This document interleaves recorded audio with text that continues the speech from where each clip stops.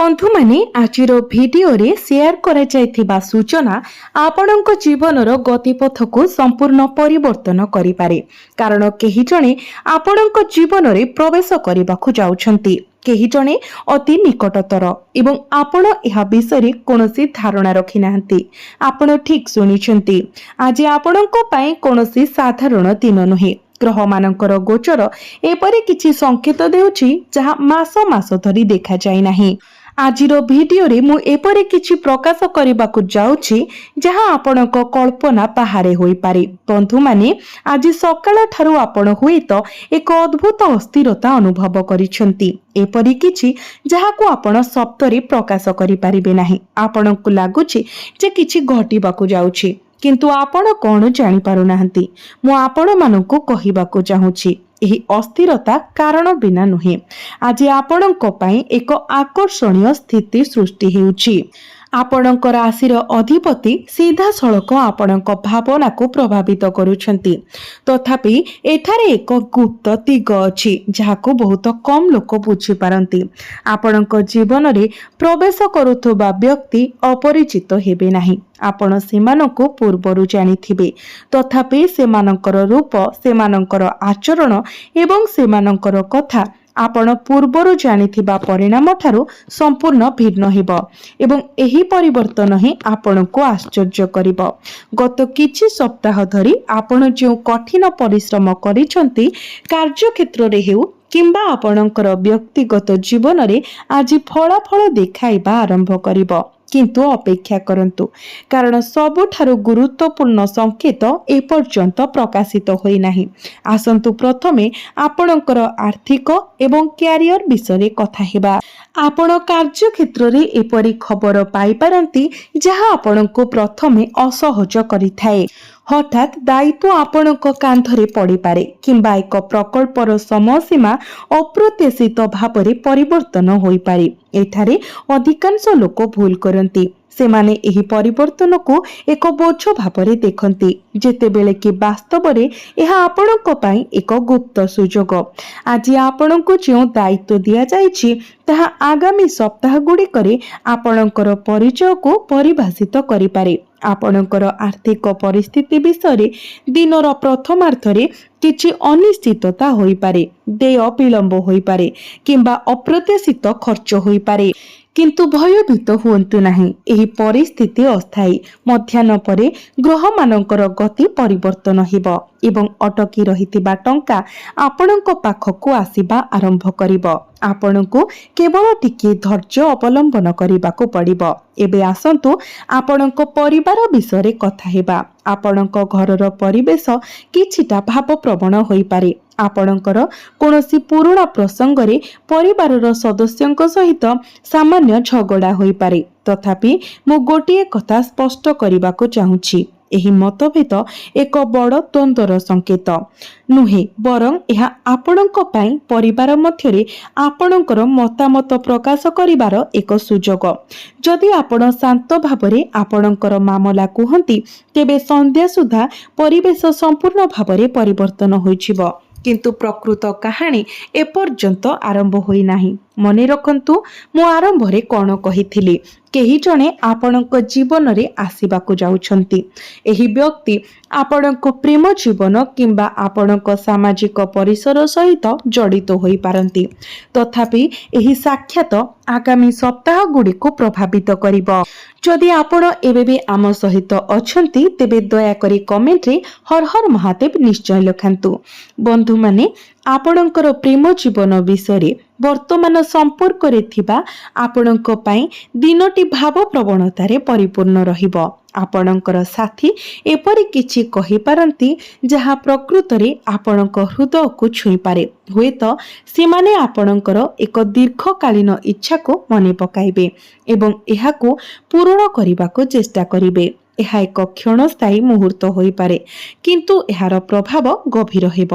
जो माने अविवाहित अछंती सेमानंक पई विशेष भावरे दिनटी आकर्षणीय हेबार प्रतिश्रुति दिए। कारण मो पूर्वरु जहाको विषय कहिथिली ताहा आपणक प्रेम जीवन रे एक नूतन आरंभ करि पारे। तथापि ध्यान दियंतु एही साक्षात प्रथम नजर में साधारण मन होई पारे। हुएत एक आकस्मिक कथबार्ता, एक वार्ता किंबा एक सामाजिक कार्यक्रम एक सुजोग साक्षात, तथापि एहार पछरे थिबा कहानी जहा प्रकाशित हेबाकु जाउछि आपनकु आश्चर्य करिवो। कारण मु एबे सेही आध्यात्मिक संकेत प्रकाश करिबाकु जाउछि जहा एही दिनकु अन्य मानक ठारू भिन्न करिथाय। बंधु माने भगवान शनिकर दृष्टि मध्य एक अनन्य उपाय आपणक उपरे रहुछि। वर्तमान भयभीत हुअन्तु नाही। भगवान शनिकर एही प्रभाव आपणक पई शुभ संकेत आनिथाय। भगवान शनि न्यायर देवता एवं आज से आपणक जीवन रे संतुलन फेराई आनिबा पई काम करूछंती। जदि आपण गत किछि मास धरि अन्य मानक द्वारा अन्याय किंबा विश्वासघातर शिकार होइछंती, तेबे एबे एक समय आरंभ हेउछि जेतेबेले सेही संतुलन आपणक सपक्षरे फेरी आसीबो। तथापि एही प्रक्रिया धीरे धीरे प्रकाश पाइब, एकाथरे नुहे। तेणु धैर्य अत्यंत जरूरी। मु एठारे आपणक सहित किछि निर्दिष्ट कथा बांटिबाकु चाहूछि। दिनर परे विशेष करी संध्यारे एक घटना घटिब जहा समग्र दिनर गति को परिवर्तन करिदेब। एही घटनाटी सामान्य मने हुए, किंतु एहार प्रभाव गभीर हेबो एवं एहा सेही मुहूर्त को चिन्हित करिवो जेतेबेले मु जो व्यक्ति विषय सबुबेले कहूथिली ताहा आपणक जीवन रे आसीबो। किंतु अपेक्षा करंतु, संपूर्ण कहानी प्रकाश करिबा बहुत शीघ्र, कारण प्रकृत रहस्य एपर्यंत प्रकाशित होई नाही। आज आपणकर सामाजिक जीवन रे मध्य किछि अप्रत्याशित होई पारे। हुएत जणे पुराणा बंधु हठात जोगाजोग करिवे किंबा आपण एपरी खबर पाई पारंती जहा आपण केबे आशा करि नथिले। एबे आमे जणे व्यक्तिंक विषय कथा हेउछु जहांकर आगमन आपण जानि मध्य नथिले जे आपण अपेक्षा करिसंती, कारण सबुठारु गुरुत्वपूर्ण संकेत एपर्यंत प्रकाशित होई नाही। एही राशिर मोर प्रिय बंधु माने भगवान शिवंक विषय किछि अछि जाहाको बहुत कम लोक प्रकृत रे बुझी पारंती।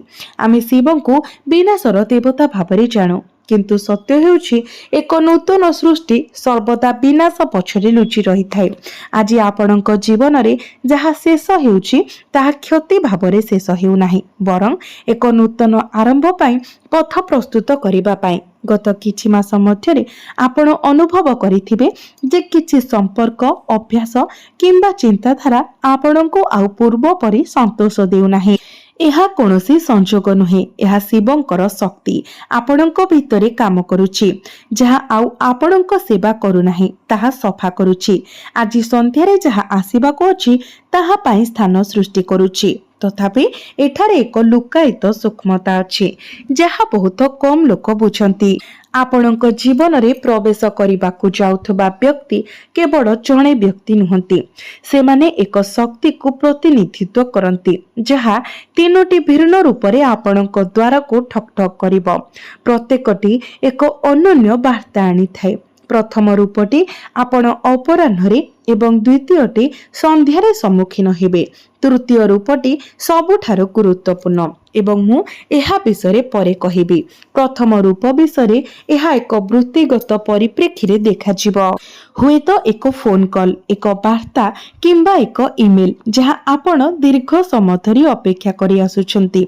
एही वार्ताटी शुभ खबर आनिबो। एहा सहित एक छोट अवस्था किंबा दायित्व मध्य आसीबो। प्रारंभ रे एही अवस्था आपणको असहज अनुभव कराई पारे, किंतु अपेक्षा करंतु, सेही अवस्था पछरे लुचि रहिछि आपणकर परवर्ती बड़ सफलता। एहा हेउछि ठीक जेउठारे अधिकांश लोक भूल करंती, जेतेबेले सेमाने एक शर्त किंबा दायित्व सहित शुभ खबर पांती।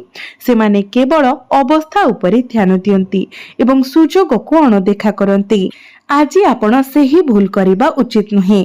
आपणक रास्तारे जेकोसी दायित्व आसे ताहा ग्रहण करंतु, कारण एही दायित्व ही आगामी मास गुड़िकरे आपणकर परिचय को परिभाषित करिब।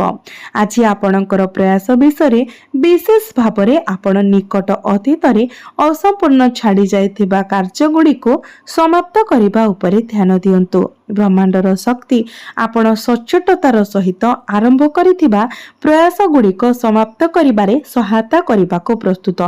एबे मु आपणको आज संध्यारे आपणक पई अपेक्षा करिथिबा आउ एक साक्षात विषय कहिबी, जहा गभीर भाव प्रवण हेब। एथिरे परिवारर जने सदस्य, जने निकटतम बंधु किंबा हुए तो एपरी केही सामिल होई पारंती जहांक सहित आपण बहु पूर्वरु संपर्क हराई देथिले। जहा प्रकाश करिबाको जाउछि ता आपणक पई सब किछि परिवर्तन करि पारे। एही साक्षात किंबा कथावार्ता समय एक सत्य प्रकाश पाइब जहा आपणको क्षणिक भावरे थराई पारे। आपण जानि पारंती जे केही आपणक विषय भूल धारणा रखिथिले, केही आपणक अजाणतरे आपणको सहाय्य करिथिले किंबा केही आपणक पई नीरवरे जत्न नेइथिले। जेतेबेले आपण विश्वास करुथिले जे आपण एका निजर युद्ध लढुछंती, अपेक्षा करंतु, कारण सबुठारु गुरुत्वपूर्ण संकेत एपर्यंत प्रकाशित होई नाही। एही भाव प्रवण साक्षात समय मु आपणको अनुरोध करुछि जे आपण आपणकर भावना को चापी दियंतु नाही। एहा प्रायतः आपणक राशिर लोकंक पई सबुठारु बड़ दुर्बलता। आपण गभीर भावरे भावना अनुभव करंती किंतु से गुडी को प्रकाश करबा को दियंती नाही। जदि आपणक आखिरे लुह आसी जाय किंबा आपण निज गळारे गंठी अनुभव करंती तेबे एहाकू अटकांतु नाही। एहा सेही मुहूर्त जहा आपणकू आभ्यंतरीण आश्वस्ति देव। आसंतु एबे आपणकर स्वास्थ्य एवं मानसिक शांति विषय आलोचना करिबा। आपण वर्तमान जो अस्थिरता, निद्रार अभाव किंबा अशांत स्वप्न देखिछंती ताहा कोनोसी शारीरिक असुस्थतार फलाफल नुहे, बरं चापी होइथिबा भावनारु उत्पन्न। आज संध्यारे सेही भाव प्रवण साक्षात जहा मु उल्लेख करिथिली एही अस्थिरता को दूर करिब। तथापि सतर्कतार एक शब्द अछि। क्रोधरे किंबा शीघ्र कोनोसी बड़ निष्पत्ति नियंतु नाही। राति 8 रु राति 10 मध्यरे समय आपणक पई विशेष संवेदनशील। एही समय मध्यरे कुहा जायथिबा किछि क्रोध को उत्तेजित करि पारे, किंतु जदि आपण शांत रुहंती तेबे एही मुहूर्तटी सेही उत्तर प्रदान करिवो जहाको आपण वर्ष वर्ष धरि अपेक्षा करि आसुछंती। एबे मो पूर्वरु उल्लेख करिथिबा तृतीय रूप विषय कहिबार समय आसीछि। एई तृतीय रूप सबुठारु रहस्यमय एवं शक्तिशाली। एहा मानव रूपरे देखा जीव नाही, बरं एहा एक संकेत भावरे प्रकाश पाइब। एक संकेत जहा प्रकाश करिवो जे आपणक जीवनर परवर्ती प्रमुख अध्याय केबे एवं किपरि आरंभ हेब। सतर्क रुहंतु, कारण सबुठारु गुरुत्वपूर्ण संकेत एपर्यंत प्रकाशित होई नाही। आपण माने आज आपणक जीवन रे प्रवेश करुथबा एही तृतीय रूप को बुझिबा पई मु आपणक सहित किछि अंशीदार करिबाको चाहूछि जहा आपण पूर्वरु केबे सुनि नथिबे। जेतेबेले भगवान शनि एवं भगवान शिवंक शक्ति एक राशि उपरे एककालीन सक्रिय होती सेमाने व्यक्ति को एक अनन्य प्रकारर संकेत पठांती। एही संकेत शब्द रूपरे आसे नाही, एहा एक संख्या, एक रंग किंबा हठात अप्रत्याशित स्मृति भावरे आसे। जदि आज जेकोसी समय कोनोसी स्पष्ट कारण बिना हठात अतीतर एक स्मृति मन को आसे तेबे विराम नियंतु एवं एहा उपरे ध्यान दियंतु। से स्मृति हेउछि दिनर तृतीय संकेत। तथापि एहार एक लुकायित दिग अछि जे बहुत कम लोक एहाको बुझी पारंती। एही स्मृति दुखर हेबो नाही, बरं एहा सेही मुहूर्त रहेबो जेतेबेले आपण निज उपरे भरोसा करिथिले एवं से विश्वास दृढ़ भावरे प्रमाणित होइथिला। आज ब्रह्मांड आपणको से आत्मविश्वासर मने पकाइबाको चाहूछि, कारण आपणको आगामी दिन रे एहार बहुत आवश्यकता पड़िबो। एबे मु आपणको एपरि किछि प्रकाश करिबाको जाउछि जहा पई आपण आरंभरो अपेक्षा करिथिले। ସେଇ ବ୍ୟକ୍ତି କିମ୍ବା ଶକ୍ତି ଯାହା ପାଇଁ ଆପଣ ଆଜି ଆପଣଙ୍କ ଜୀବନରେ ପ୍ରବେଶ କରିବାକୁ ଯାଉଛନ୍ତି। ଏହା ସିଧାସଳଖ ଏକ ଅସମାପ୍ତ କାର୍ଯ୍ୟ କିମ୍ବା ଆପଣଙ୍କ ଅତୀତର ଏକ ଅସମାପ୍ତ ସମ୍ପର୍କ ସହିତ ଜଡ଼ିତ। ଏହା କୌଣସି ନୂତନ ବ୍ୟକ୍ତି ନୁହନ୍ତି। ଏହା ଏପରି ଜଣେ ଯିଏ ପୂର୍ବରୁ କୌଣସି ପ୍ରକାରେ ଆପଣଙ୍କ ଜୀବନରେ ଅଂଶ ହୋଇ ଆସିଛି କିମ୍ବା ଏପରି ଜଣେ ପରିସ୍ଥିତି ସହିତ ଜଡ଼ିତ ଯିଏ ଆପଣ ଚେଷ୍ଟା କରିଥିଲେ କିନ୍ତୁ ଭୁଲିଯିବାକୁ ବିଫଳ ହୋଇଥିଲେ। ଅପେକ୍ଷା କରନ୍ତୁ। ମୁଁ ଜାଣେ ଆପଣ ଏବେ ଭାବୁଛନ୍ତି ଏ କିଏ ହୋଇପାରେ। ମୁଁ ଆପଣଙ୍କୁ ସିଧାସଳଖ ଉତ୍ତର ଦେବି ନାହିଁ କାରଣ ଆପଣଙ୍କୁ ନିଜେ ପ୍ରକୃତ ଉତ୍ତର ଅନୁଭବ କରିବାକୁ ପଡ଼ିବ। ମୁଁ କେବଳ ଆପଣଙ୍କୁ ଏକ ସଂକେତ ଦେବି। ସେହି ବ୍ୟକ୍ତି ବିଷୟରେ ଚିନ୍ତା କରନ୍ତୁ ଯାହାଙ୍କ ନାମ ଏହି ମୁହୂର୍ତ୍ତରେ ଆପଣଙ୍କ ମନରେ ଚମକି ଉଠିଥିଲା। ସେହି ବ୍ୟକ୍ତି ମୁଁ ସେହି ସଂକେତ ବିଷୟରେ କହୁଥିଲି। ଏଇଟାରେ ଅଧିକାଂଶ ଲୋକ ଭୁଲ କରନ୍ତି। ଯେତେବେଳେ ଏପରି ନାମ ମନକୁ ଆସେ ସେମାନେ ଏହାକୁ କେବଳ ଏକ ସଂଯୋଗ ବୋଲି ଭାବି ଏହାକୁ ଖାରଜ କରନ୍ତି। କିନ୍ତୁ ଆପଣଙ୍କ ରାଶି ପାଇଁ ଆଜି ସଂଯୋଗ ପାଇଁ ଦିନ ନୁହେଁ। ଆଜି ଆପଣଙ୍କ ମନରେ ସ୍ୱତଃସ୍ଫୂର୍ତ୍ତ ଭାବରେ ଉଠୁଥିବା ଯେକୌଣସି ଚିନ୍ତାଧାରା ନାମ କିମ୍ବା ମୁହଁକୁ ଗମ୍ଭୀରତାର ସହିତ ନିଅନ୍ତୁ। ଏବେ ଆସନ୍ତୁ ଆମେ ପୂର୍ବରୁ ଉଲ୍ଲେଖ କରିଥିବା ସେହି ଆଧ୍ୟାତ୍ମିକ ଚିହ୍ନ ବିଷୟରେ ଆଲୋଚନା କରିବା ଯାହାକୁ ବହୁତ କମ୍ ଲୋକ ପ୍ରକୃତରେ ବୁଝିପାରନ୍ତି। ଭଗବାନ ଶିବଙ୍କ ସହିତ ଜଡ଼ିତ ଏକ ବିଶ୍ୱାସ ଅଛି।